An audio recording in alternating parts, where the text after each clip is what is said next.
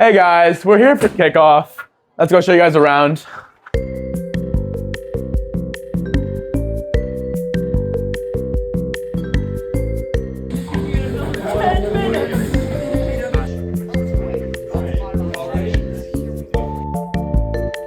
An alliance that can earn enough tower points from Robotics.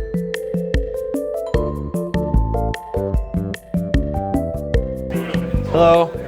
So as soon as we get the game, we start prototyping. So in here, we have intake prototypes going on for the fuel.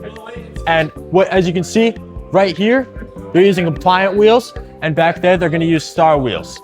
We use multiple different prototypes to try and find the best possible design as early as possible so we can get a good start on the game.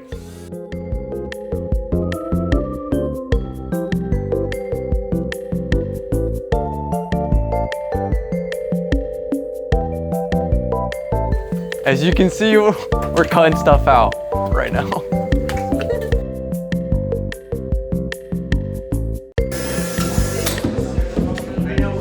Holy guacamole. Did you see that?